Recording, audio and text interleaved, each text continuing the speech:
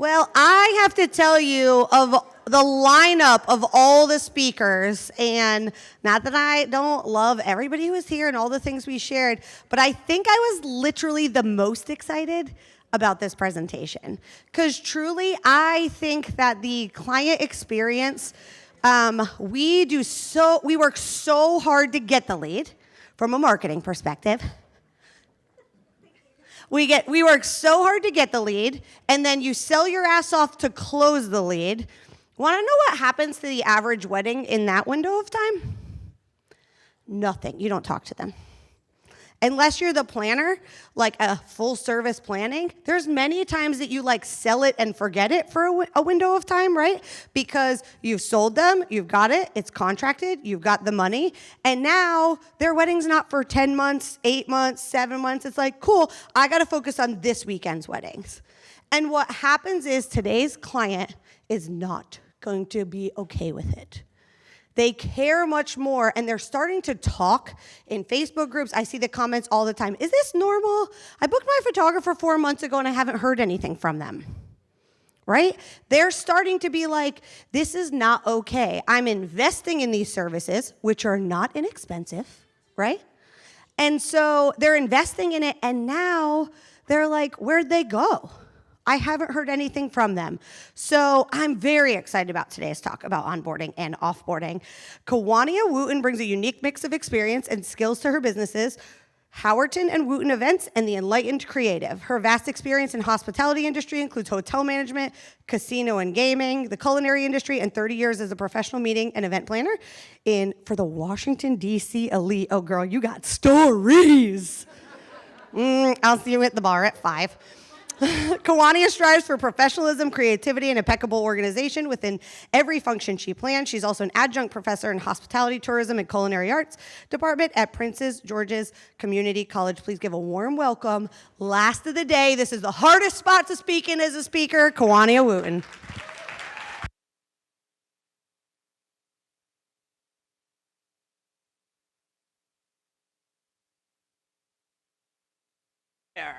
I love it when people hype each other up. It's the best thing ever, right? So yes, oh, look at me, messing up already. I'm Kawania Wooten, and let me start. We're gonna go back. That's me. And I have been working in the hospitality industry for 34 years. So I'm an OG in our industry, and I own every bit of it. And I have been planning weddings for 17 years. As I mentioned, August 13th, 2007 is when I started. And I have been teaching in the hospitality industry for 8 years. I had to stop for the last couple of years because our industry was so nuts and I couldn't get the time in. But the reason I could teach in it is because I'm a native of Atlantic City, New Jersey. My first job was at Caesars Boardwalk Regency. Because if you live in Atlantic City, you're gonna work in the hospitality industry. There's no way around it. And I swore I would never do it for long. Oh, I'm just doing this to pay for college. But I mention that because you'll see pineapples, the international symbolism for hospitality. And I'm a big believer what we do is not customer care and customer service. We provide a hospitality experience to our couples, and we do it from the very moment that they hit that submit button for an inquiry. So why is it that onboarding and offboarding is so important in the hospitality industry? There's many reasons. The first one, I'm actually gonna skip the first one. The second one is your client retention increases. You're gonna reduce some of that churn. And the reason you're gonna do that is because most of us, we're a one-shot deal, right? But we wanna turn our clients into legacy clients. If you treat people well from the beginning to the end, they'll find other ways to work with you.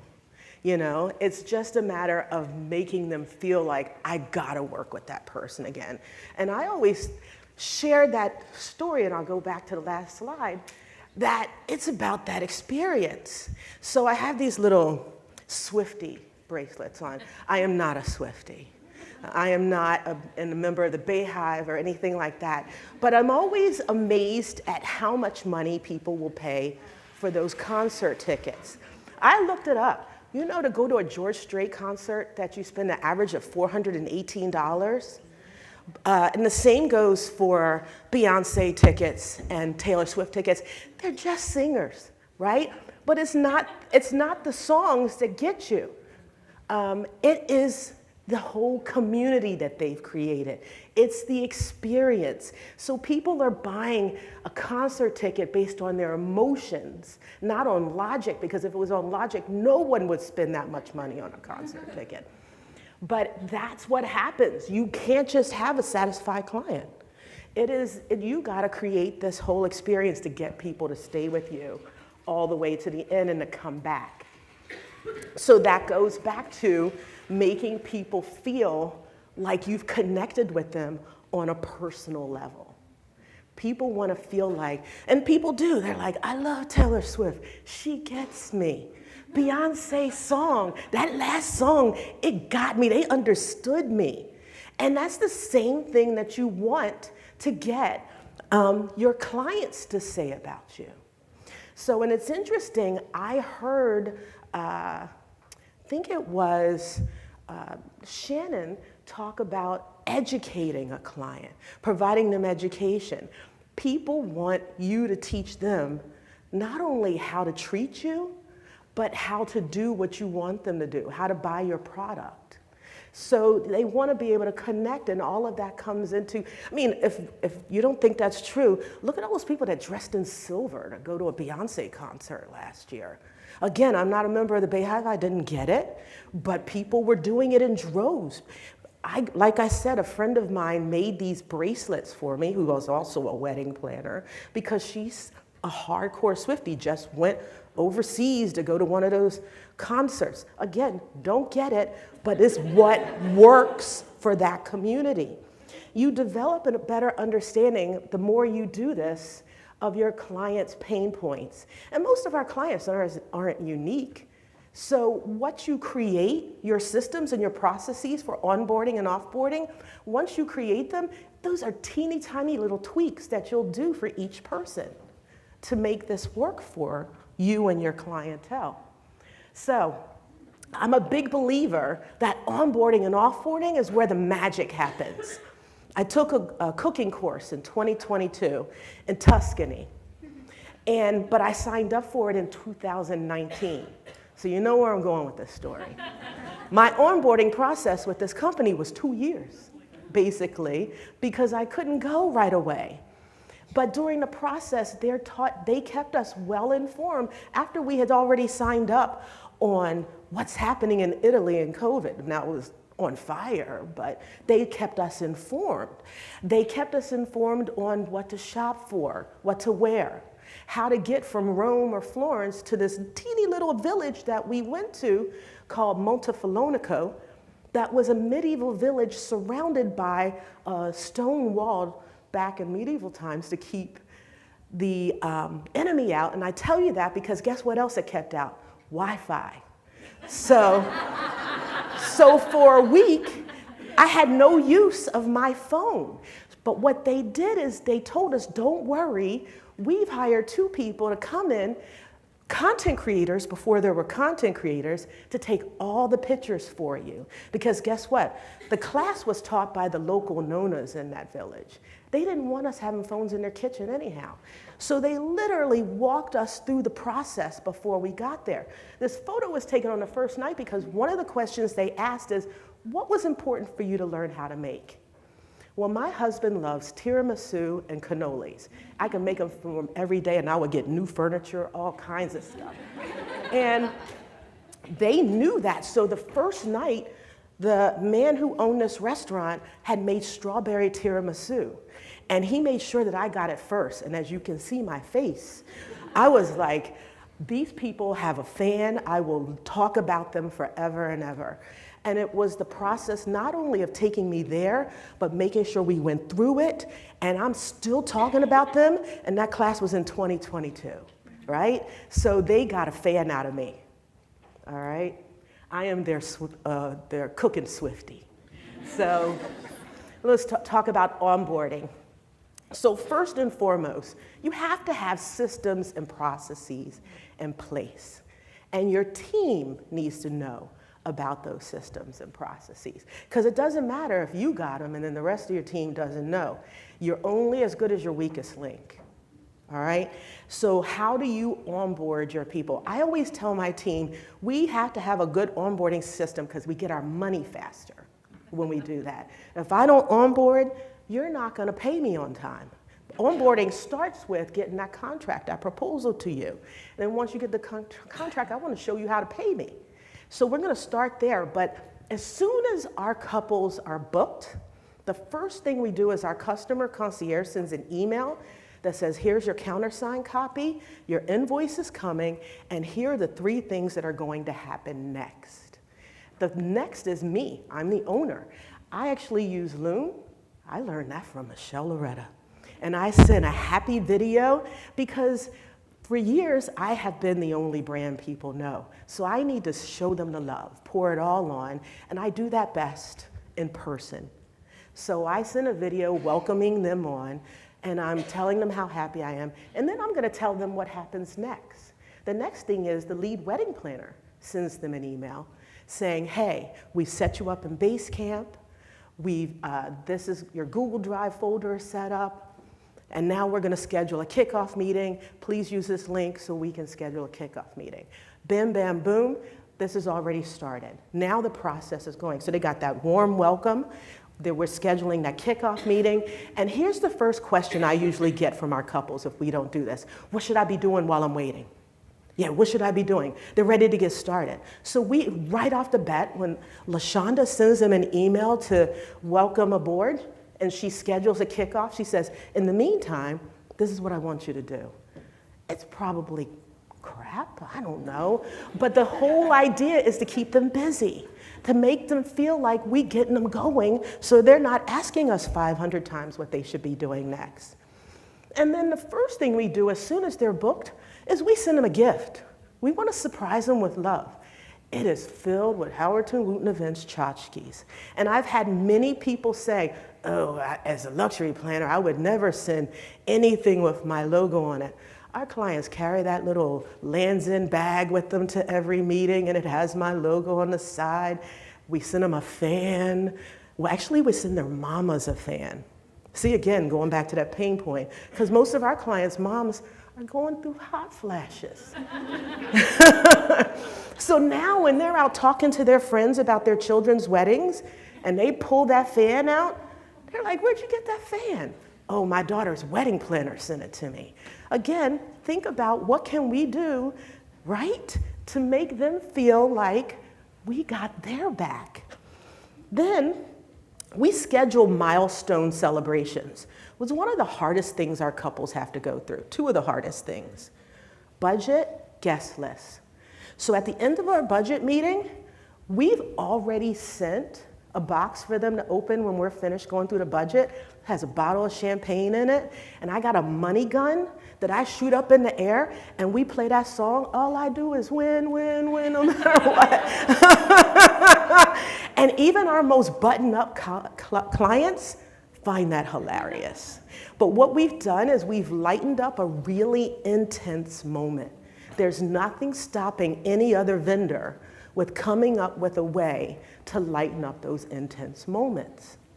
When they finish that whole guest list, we make sure we have a little celebration for that too. Halfway through, we may have a milestone moment where we honor that. And then the last time is 2 weeks out, we send a little gift that's called 2 weeks out, don't freak out. All of this is included in the budget now. Understand, this isn't free. If you follow me today, follow me on social media, you know I have a post called Gold Plating. This is not gold plating. I've included all of this in our budget and our fees to our clients. Now, we've onboarded our couples. Now we need to teach them how to treat us, how to be good clients. And the first thing you need to do is establish yourself as the alpha. And this is for every vendor. So I believe I heard Shauna, did I say that right, say that, you need to have control of this conversation. You need to make sure that when you're explaining things to clients that they're coming on board with you and that they're not the ones running the show. I know that's not easy. Believe me, I work in DC. Everybody in DC thinks they're the alpha. So we find ways to communicate with them. It doesn't have to be so in your face, but that where we control the scenario. So yeah, I'm quoting Dr. Phil, you know, don't be mad. But it's, you teach people how to treat you, right? So how do we do that? First thing is, as I mentioned, we have a kickoff discussion. During that kickoff discussion, we discuss some quick little boundaries. We keep it sweet, but they're boundaries nonetheless.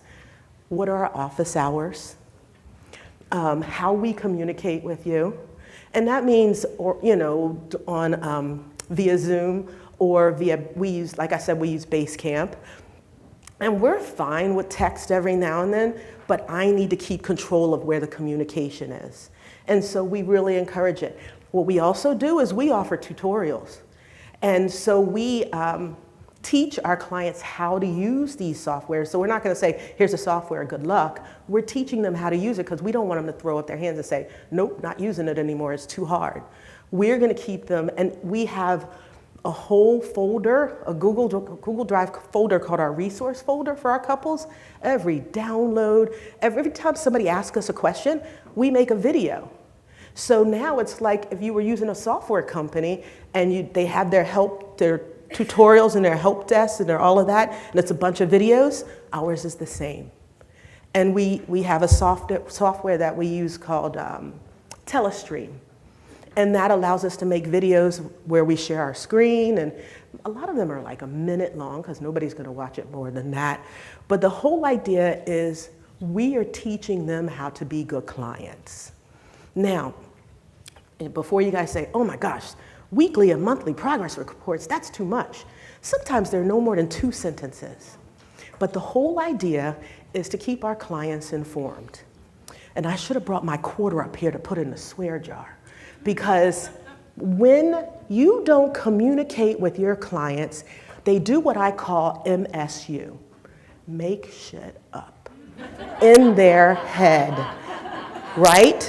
If I don't tell a client what's going on, they have a whole conversation in their head about why they haven't heard from me. Oh, she must not be calling me because I'm not giving her enough money. Or my budget's not big enough, so she's working with the bigger budget clients. You know how it goes. They're sitting over them. So 5-second communication solves a lifetime of drama with clients. And so we will tell them every week, we call it where we stand. Every week our client gets a quick message via Basecamp, usually on Tuesday or Friday, that says, hey, this is where we stand with everything. And it's probably 5 bullet points. That way, they're not like, well, did she call the floors? I thought she was going to call the floors. Yep, we called the floors. Just waiting on an answer. Did this, but that has solved us so much drama and issues, and has made our clients' lives less stressful and ours a lot easier. When things get a little wonky, when we write an email, we're like, are they mad? I can't tell. Let me pick up the phone. And we'll pick up the phone, I call them like, hey, and usually if I look at it and it's an exchange between a team member, I'll hop on as the owner, or if my client says, no, I got this, my team member says, I got this, I let them have it. But the key is, don't keep going back and forth. Again, you are the one controlling this. As the alpha, you're like, hey, I don't know what you meant in that last email exchange, but I just want to hop on because I want to make sure we're good.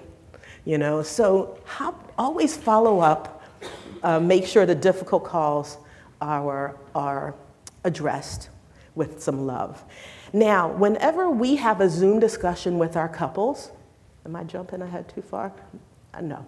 Whenever we have a Zoom discussion or a phone call with our couples and it's scheduled, we also schedule 5 to 10 minutes afterwards so that we can write those notes and regurgitate what happened immediately. Because I don't know about you all, I don't remember much further after that. So I'm going to miss something. And I want to make sure we're all on the same page. Again, this is our show, we control the scenario. And it's so funny. How we communicate is everything. I do have some clients, especially, funniest thing, my military clients, where those emails are like, what time is this? Blah, blah, blah, blah, blah, blah, blah. And we always write back, hi, Mary, how you doing? Thanks for your reply. Thanks for your message. Hey, the answer to your question is this, love and soul always, Kawania. And the whole idea is, I don't care, oh, we're gonna go that route, okay. I don't care how they communicate, they will always know their communication from us will be from a point of love and respect. All right, so, and always remember to say thank you. That's a super easy, but you'll be amazed how many times I don't see it. As we go into educating, as I mentioned before, think of their most asked clients. Questions. On the Enlightened creative side of my business, I literally make money from this. One of my most popular downloads is, how long should my owl runner be? And the first time a bride asked me that, I remember thinking, I have absolutely no idea. And I went and measured it, and then I thought, and I'll measure it again, and measured it for the chairs and chivaris, and next thing you know, I made it a download. It is literally $1.99. It is the #1 sales document on my Enlightened Creative page from all over the world. The most asked questions are probably gonna be the things that your clients need from you the most. And I know I heard that today in the AI session where she spoke of, think about those things that people ask. That was you, right? Yeah? Okay, I can't remember. But it really made me think about all those little things that people don't know that if you were gonna address first, that starts to become your differentiator. And this isn't just planning. Just think about it for photography, anything. What is the most asked question? Now, if you're proactive in that answer, they're gonna feel so seen and so heard, and they're not even sure why. But that's mostly because you've already addressed things that they were thinking about or were about to think about. When we communicate, educate, anything we do, it's quick, easy bullet points because nobody reads anymore. Not even me sometimes. And we educate on a quarterly basis. So at least 4 times a year, we hold a little Zoom town hall for all our couples. Full service, month of. Everybody can get on and let us know what's frustrating them. It might be us. More than likely, I'd like to say it's not. It might be something in the industry. But usually the #1 thing we're hearing now is how long it takes for people to get back to them. But this allows us to address all those little things that are out there that they haven't said. Another way that we take care of our couples is we follow them instantly on social media. Because I have found that brides will tell what's frustrating them in their stories on Instagram much faster than what they will tell me when they're working with me. And I'm a pretty easy person to talk to. But it's just, that's where they feel comfortable. So I use that to my advantage. I use Instagram and social media to my advantage a lot, but that's one of the ways. When we're leading discussions with our couples, there are things I try to avoid.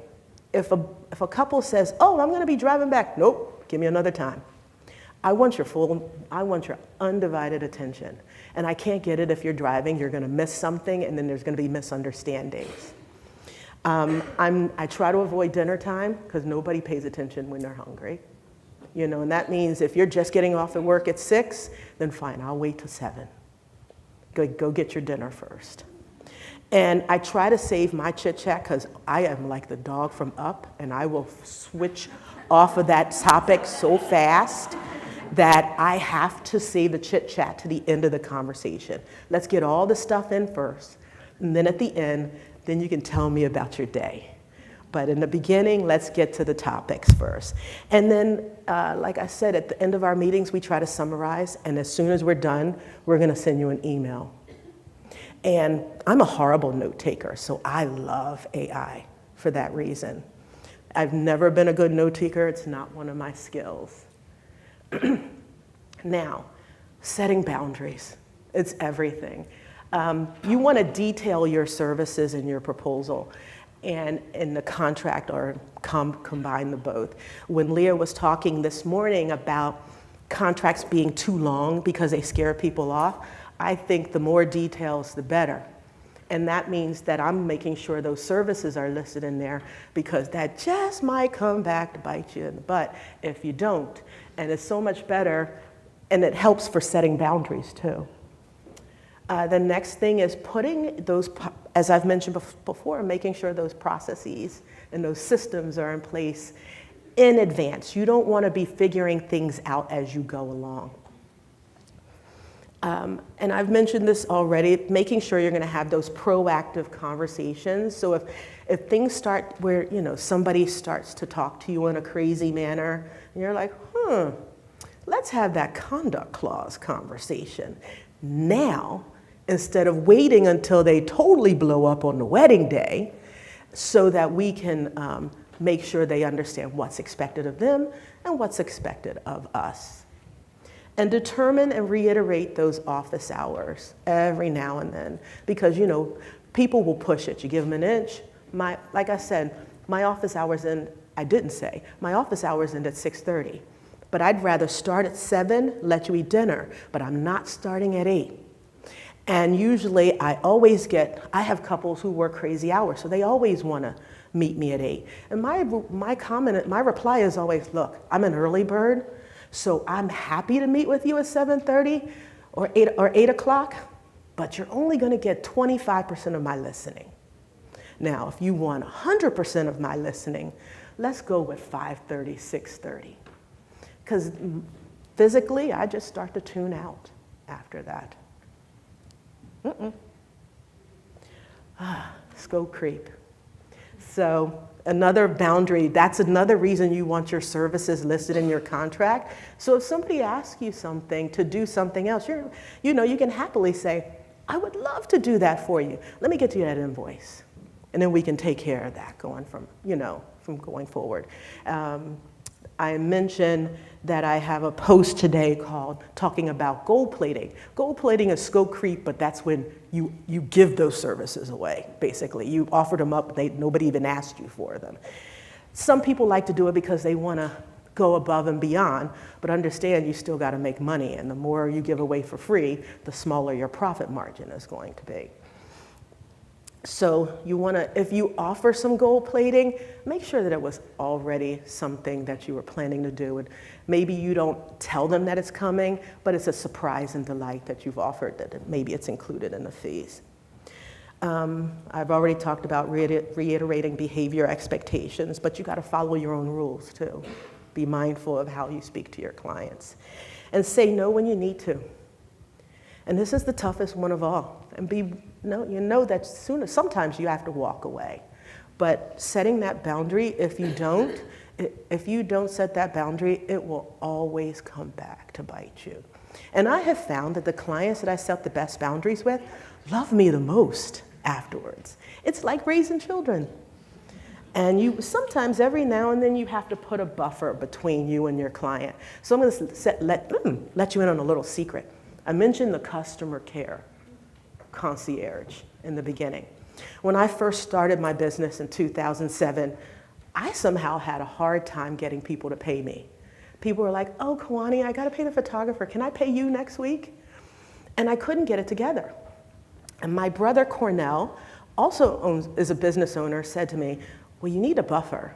He goes, even loan sharks have somebody else collecting their money for them. And I was like, So we used Cornell. We created a client care concierge. Cornell helped me write the emails, and all of this onboarding started with that process. But the thing is, Cornell doesn't send those emails out. I do. I am Cornell. I am the buffer for me.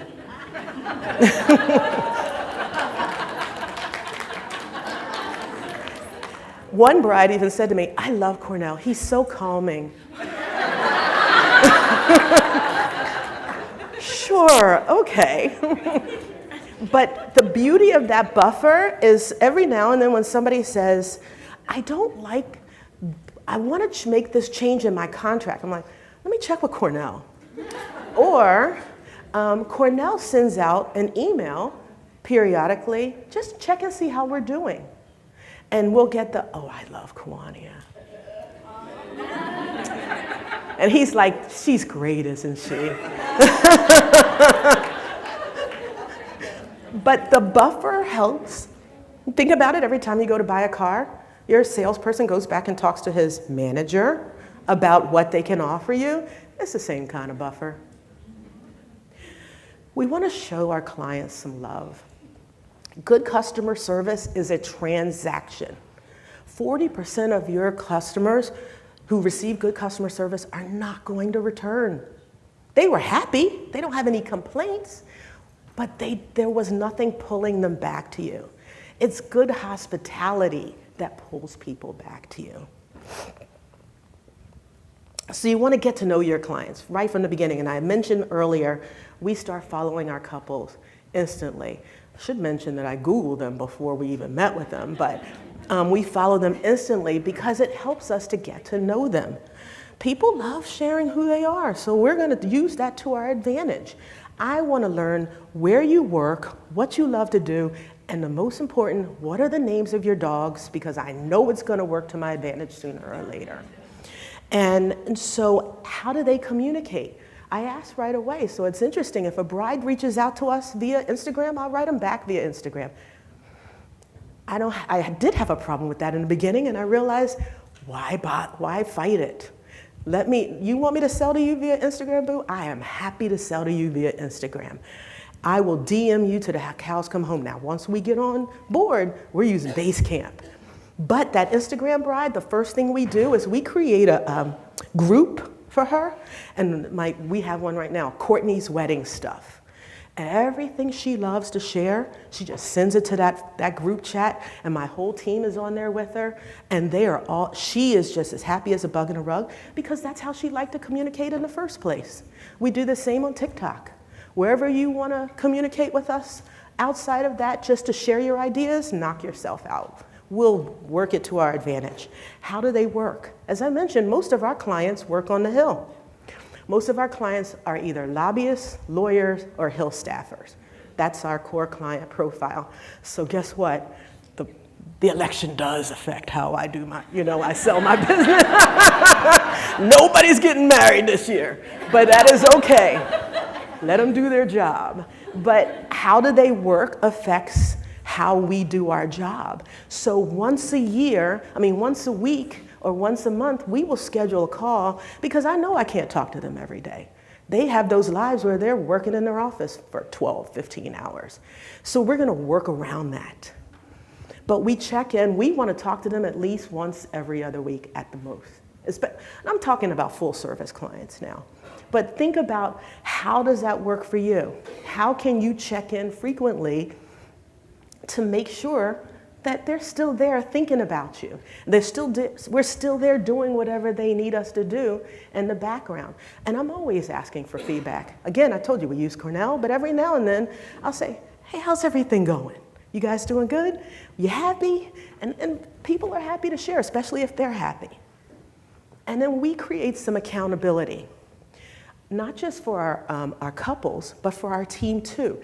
And we show that, so that they feel like we're not just being the taskmasters and, you got to get this done and you got to get this done. We show our to-do list in the project management so that they know when things get done also. There's that sense of them thinking they're in control. Now, it's funny. This is a part of this presentation, and I didn't even think about it this morning. I'm like, man, I'm in Florida talking to people about Disney. That's not going to go over so well, but I hope you guys don't mind, because I did a brief stint at Disney 30-something years ago, and some of these things kind of still live with me, and I believe in it.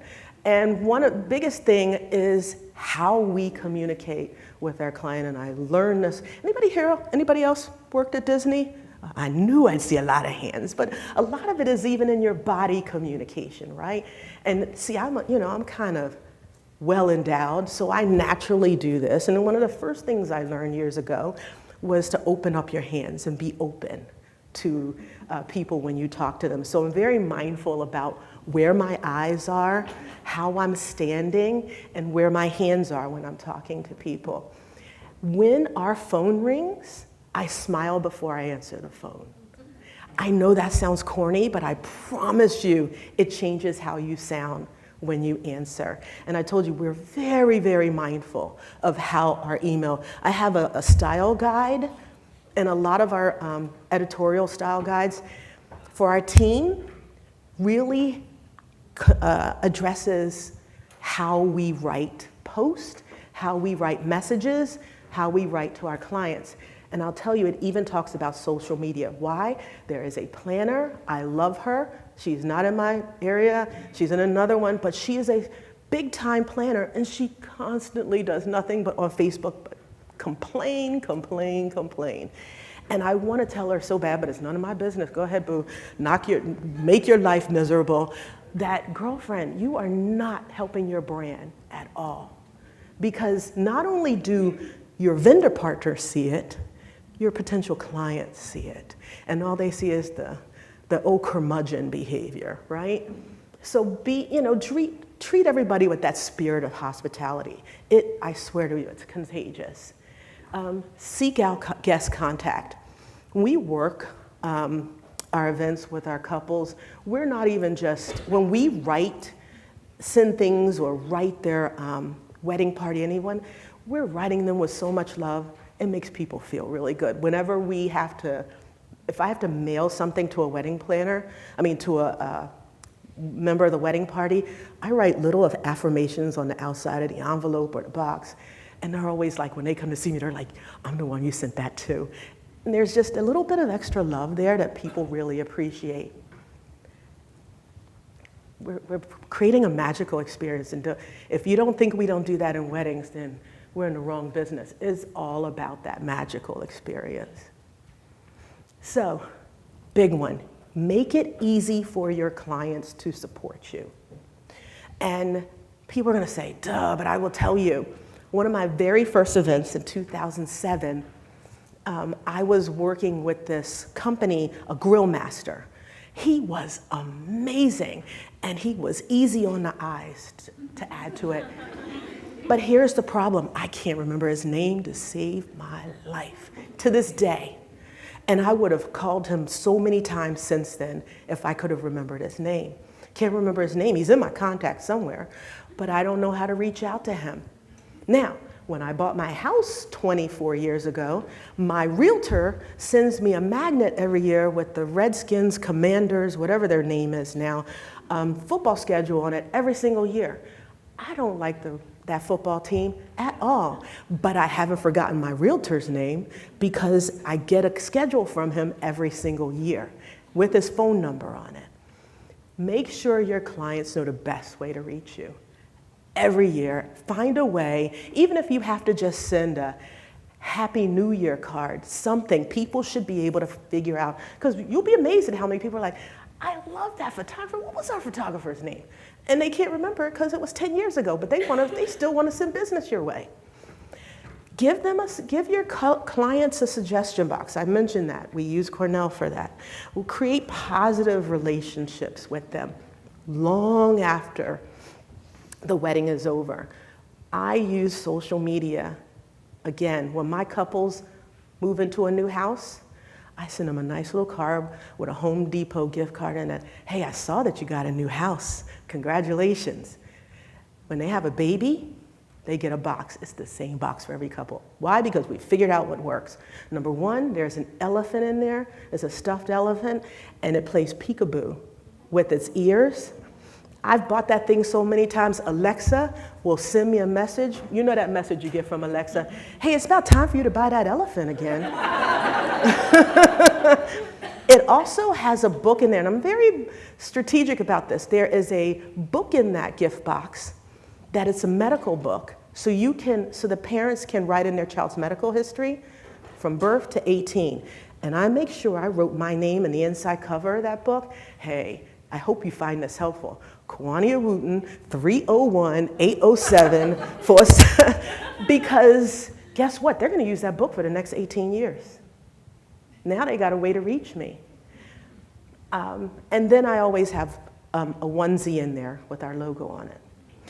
And they take a picture of their baby with that logo, and we never post it. but I literally have a corkboard that looks like the pediatrician's office now. And I post that. I will take a picture of that and send it to our couples once a year to say, hey, your baby made our board. No. And they are in love. But I'm telling you, all of these things were created with intention and strategy so that they will know Kawania is always thinking of us, or Howerton+Wooten Events is always thinking of us. I am, but rest assured, when you think of me, I want you to tell your friends, and that does work to my advantage. But you have to be mindful of how you're using it. But we've created those positive relationships with them. I will tell you now, the craziest things have happened. I've probably gone to more funerals than any wedding planner out there. Because guess what? I get phone calls from, I'm not laughing, but it's crazy, from our brides. Last October it happened. I was working an event. A bride calls me 7 in the morning and she's tearful. And I'm like, what's up, boo? And she's like, my grandmother died. And I'm thinking, why is the hell she calling me, right? Man, I gotta go to another. I get that a lot. And at first I used to go to these funerals and then I thought, I can't do this. So now what I do, talking about Italian food, I got this favorite Italian spot. They even know the drill. I get a big old pan of lasagna. I show up at the house before the funeral. I sit down and talk for an hour, offer my condolences, and I'm out. Now I don't have to go to funerals anymore. I do it the old auntie way. I just, bring you some food.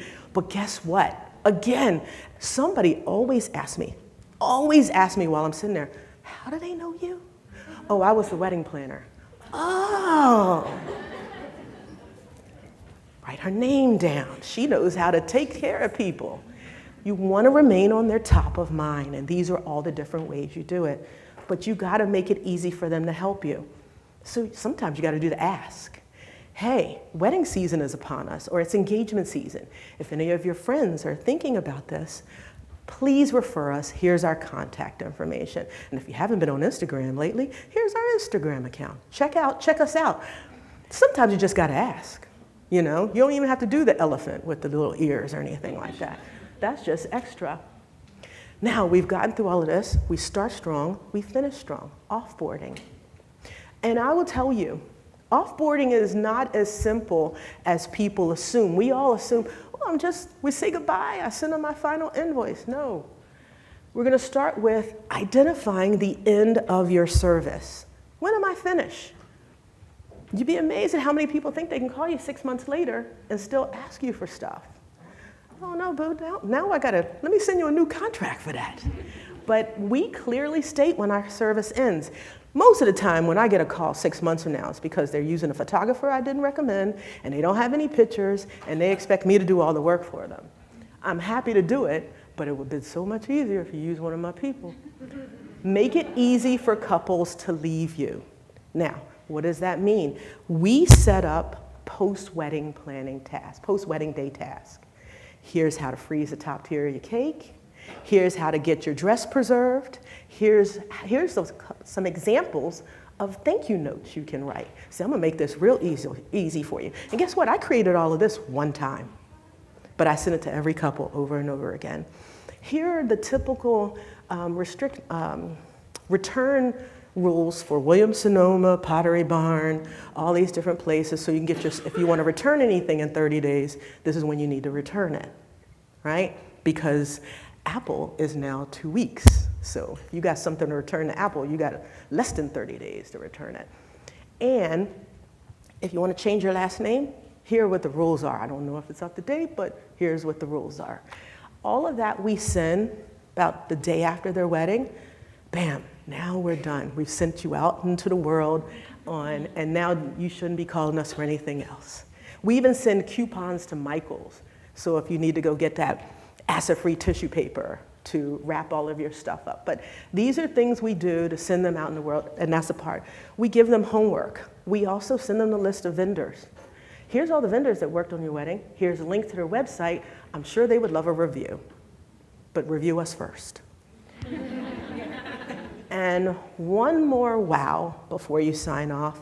Some this is 100% up to you, but usually what we'll do is send them, we have a book that we created on how to host your first Thanksgiving. And I know, right? And because then I start thinking about what it was like for me as a newlywed. And that was my first thing. I had all these food and wine books out trying to figure it out, and because my mother can't cook.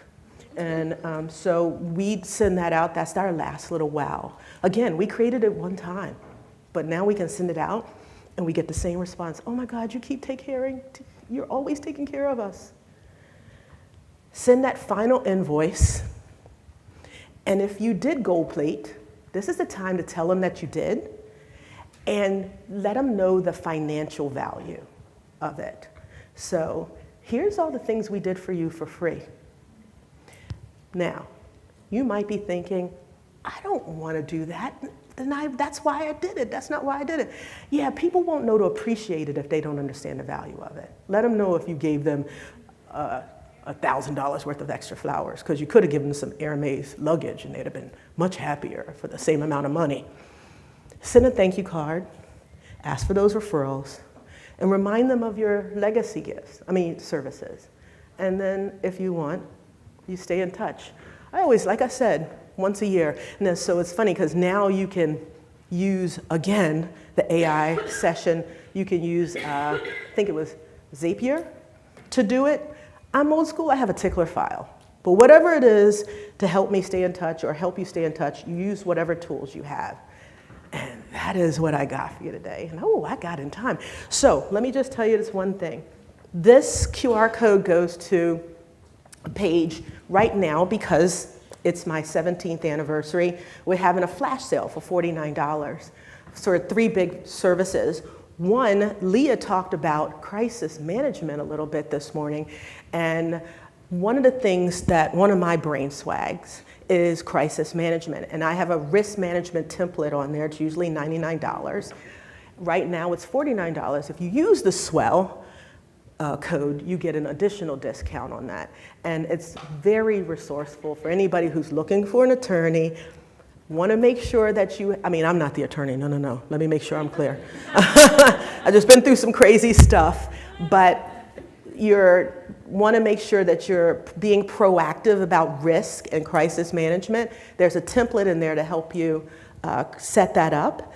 And there's also one, if you wanted to bundle it, because I've also written a planning guidebook on crisis management too. $49 today, or this week, and then for the Swell code, it would be an additional discount. That's it. Thank you so much for your time.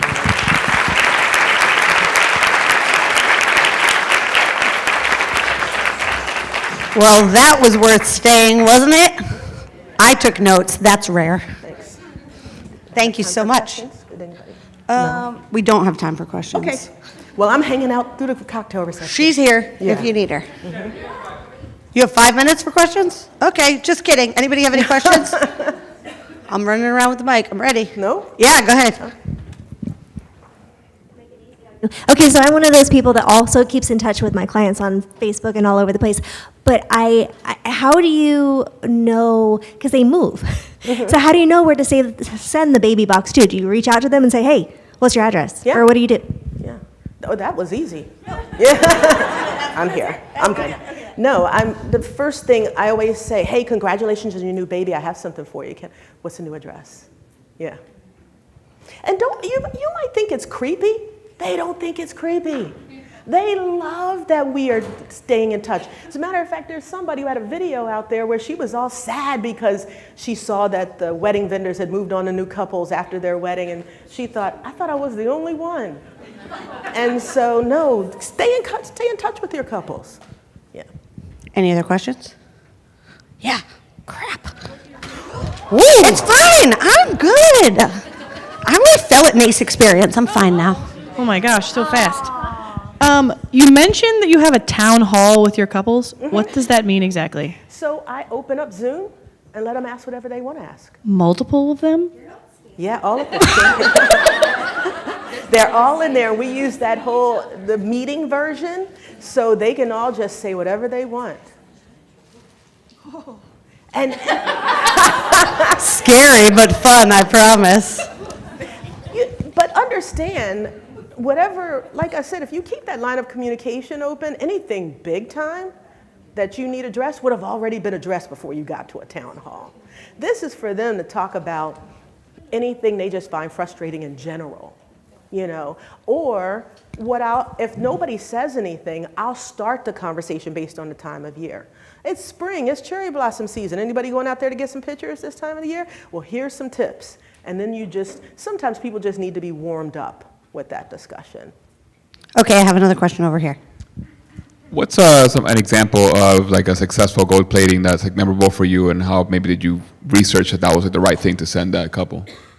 So our gold plating is when you've added more to your services, the scope creeping that we've added, but the couple didn't ask for it. Our biggest gold plating before we made it a standalone service was bridal concierge, where if we liked the couple and we could tell they were going to need a little help in that suite, we would send a staff member in there in the morning to hang out with them in the morning and make sure that they were well taken care of. I have very strict rules about bridal concierges, though. And actually, now it's funny because somebody's going to say, but what about grooms? So we also have one that's called a groom's lounge. I mean, a groom's whatever, groom's guy or whatever you call it. But we have those. We could call it a wedding concierge, too. But the whole idea is that was how it started. All RSVP management started that way, but we only did that once, and then we realized, oh, this is way too much work, and we need to get money for this. But we had various things that we would start, and now what we've done is just built up our services, and most of our full service includes those things in it. But it may have been something small that we hadn't done before, so they really were our trial to try it out with them. Yeah. Okay, last question. Okay. Yes, so I was going to ask about all those individual touch points that you do with your clients. Do you track that in your budget, and Yeah. do you like have it set aside before the year starts, or Yeah. kind of how does that work? So every wedding, that's already tracked in there, and again, everybody gets the same thing. So it's not like anything is, going to send the price up really high. Everything that they are getting, those little items, touch points are already included in there.